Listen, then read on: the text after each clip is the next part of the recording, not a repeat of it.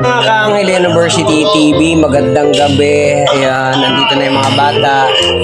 Nakasundo na tayo at kakain na kami, no? Naka-prepared na yung ating pagkain. So, eto na. Ang ulam po namin ngayon ay talbos ng kamote na mayroong matambaka, no? Tapos nilagyan ko siya ng okra para masarap. Pray pa pala. Salamat po sa pagkain mo sa amin. Ngayon, lagi kami pinagpapasalamat sa iyo, Ama, sa iyo yung pinagpapasalamat sa amin sa araw-araw. Ang pagkain ito na sa amin harapan, kami pwede madalangin, lagi nagpapasalamat sa iyo, Ama. Sa iyo po ang lahat ng karangal at kikriyan sa ngayon. Santo. Amen. Let's go guys, kain tayo. So, siyempre, habang kumakain kami, mangungumusta tayo sa mga bata kung ano nang nangyari sa school nila. Kumusta naman yung pasok ninyo mga kids? Okay lang. Okay lang. Hindi naman kayo nabasa sa ulan. Ha? Yung uniform nyo, sarado mo na. Uniform nyo, ano nangyari? Madungis. Bakit? Ang dumi. Anong nangyari sa uniform? Wala pa. Lalabahan ko yung uniform, so binabad natin. Kami, nagtapa ako. Binabad ko muna yung kanilang uniform para bukas usutan ko, no?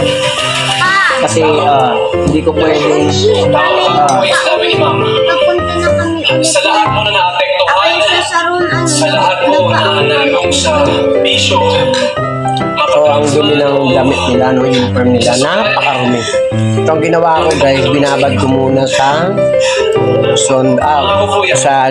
Ariel para pumuti bukas malambot. Paano tong isda? Matambaka. So yung isda natin matambaka malalagay. Pinalo natin sa ating gulay. Bukas. Baka malunggay tayo. May malunggay ako dyan. So magmamalunggay lang tayo bukas guys para sa ulam natin. So ano mo mga mahali ka sa malunggay? Sana ko sa room. Wala eh.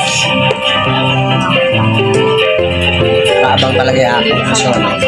So mamaya natin pakainin yung ating dog, no? Para maipunan muna natin ang pagkain kasi gusto niya sumabay. Mainit pa kasi. Nalagyan ko siya ng okra guys, no? Sarap. Galing dahil sa aking taniman. Sarap sa kanila. Nang guys, burar, meron kayong ulam natin.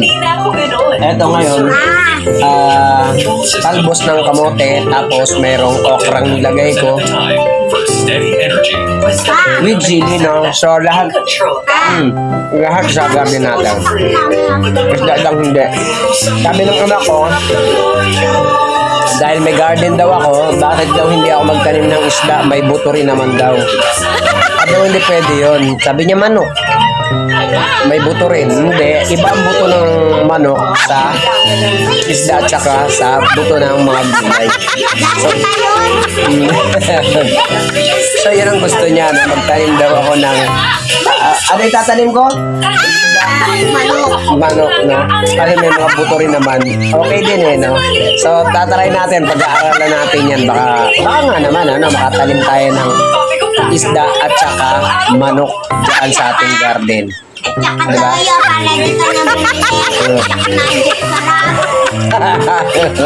Try natin, pag-aralan natin yan guys kung paano natin itanim yung mga gustong hilin ng aking anak. So yun guys, kain muna kami.